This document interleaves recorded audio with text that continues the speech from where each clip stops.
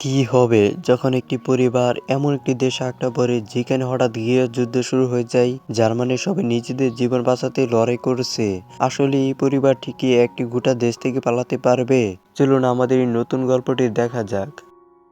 গল্পটি শুরু হয় কলম্বিয়ায়, দক্ষিণ পূর্ব এশিয়ার একটি দেশ, যেখানে প্রধানমন্ত্রী বর্তমানে একটি উচ্চ পর্যায়ে বৈঠক করেছেন। তিনি মার্কিন যুক্তরাষ্ট্রের সাথে একটি বড় চুক্তি স্বাক্ষর করতে চলেছেন।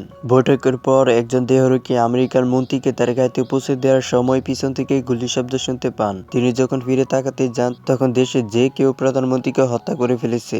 সুতরাং এই সময়ের মধ্যে কেউ প্রধানমন্ত্রীকে হত্যা করে ফেলেছে। এর মানে হলো পুরো দেশ গৃহযুদ্ধে জড়িয়ে পড়তে চলেছে।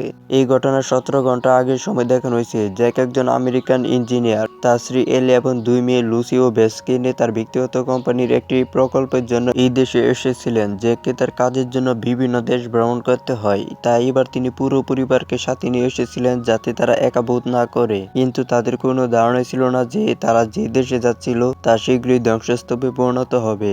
বিমানবন্দরে নামার পর জ্যাক তার পরিবারকে হোটেলে নিয়ে যাওয়ার জন্য একটি ট্যাক্সি খুঁজতেছিল। তখন তার সাথে জেমস নামের এক ব্রিটিশ পর্যটকের দেখা হয়, যিনি প্রায় ছুটিতে সেই দেশে আসতেন। তিনি জ্যাক এবং তার পুরো পরিবারকে তাদের হোটেলে পৌঁছে দেওয়ার জন্য প্রস্তাব দেন। জ্যাক তাকে পছন্দ করে ফেলে এবং স্থানীয়দের পর্যবেক্ষণ করতে করতে তার সাথে কাছের রাস্তাগুলোতে হাঁটতে থাকে।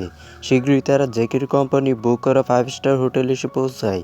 কিন্তু জ্যাক খুবই অসুস্থ বোধ করতে লাগলো, কারণ তার টিভি, ফোনে সিগন্যাল এবং ইন্টারনেট সবই বন্ধ ছিল।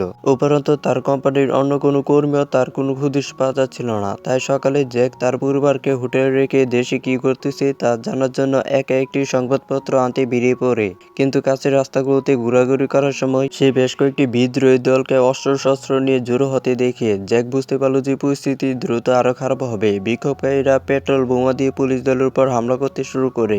এই দাঙ্গার সময় জ্যাক আরো জানতে পারে যে এই বিদ্রোহীরা ইতিমধ্যে প্রধানমন্ত্রীকে হত্যা করে ফেলেছে। অর্থাৎ সারা দেশে এখন গৃহযুদ্ধ শুরু হয়ে গিয়েছিল।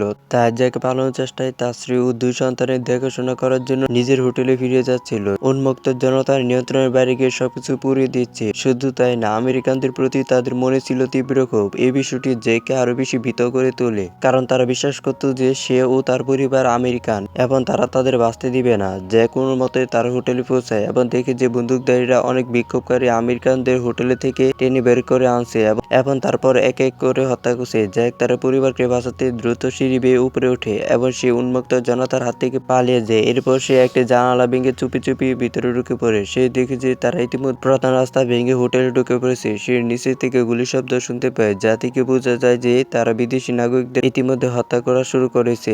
জ্যাক দ্রুত তার হোটেলের 10 তলার ঘরে চলে যায়। ভাগ্যক্রমে যেহেতু সে উপরের তলায় ছিল, তাই তারা এখনো সেখানে পৌঁছায়নি। তাই সে দ্রুত তার স্ত্রী এনিকে বাইরের দৃশ্য দেখায়। জ্যাক ব্যাখ্যা করে যে তাদের এখনই অবশ্যই লুকিয়ে পড়তে হবে, না হলে এই লোকেরা তাদের মতো মাছ দিয়ে দেখা মাত্র হত্যা করবে। কিন্তু এনি জানায় যে তাদের এক মেয়ে লুসি হোটেলের পিছনে সুইমিং পুলে সাঁতার কাটতে গিয়েছিল। তাই জ্যাক দ্রুত এনি এবং তার মেয়েকে এই ঘরে থাকতে বলে এবং তার অন্য মেয়ে লুসিকে আনতে নিচতলায় চলে যায়। সে সার্ভিস করিডোর ধরে হাঁটতে শুরু করে যাতে তাদের কেউ দেখতে না পায়। সেজন্য প্রধান সিঁড়ি এড়িয়ে চলে। তাছাড়া সেই সিঁড়ি দিয়ে যত নিচে নামছিল, লোকজনের চিৎকার তত বাড়ছিল, কারণ তারা প্রত্যেক তলায় গিয়ে সেখানকার বিদেশিদের হত্যা করছিল। জ্যাক ভয় পেয়ে একেবারে নিচের তলায় পৌঁছালো। তারপর জ্যাক দ্রুত তাকে পানি থেকে টেনে তুলে নিজের তলার দিকে উঠতে শুরু করে। এদিকে এনো বাইরে মানুষের কান্নার শব্দ শুনতে পেল, যার মানে তারাও এই তলায় পৌঁছে গেছে। সে দরজার চাবি ছিদ্র করে দেখলো তার প্রত্যেক ঘরে ঘরে ঢুকে বিদেশিদের হত্যা করছে। তাই তারা চুপচাপ বাইরে সেগুলোকে চলে যাওয়ার জন্য অপেক্ষা করতে শুরু করে এবং জ্যাক পিছন থেকে বেরিয়ে এলো। তবে সে ব্যাখ্যা করলো যে নিচের তলা লোকেরা কিভাবে জানতো কোন অতিথি কোন ঘরে থাকছে, তাই তাদের এখান থেকে চলে গিয়ে আরো উপরে যেতে হবে।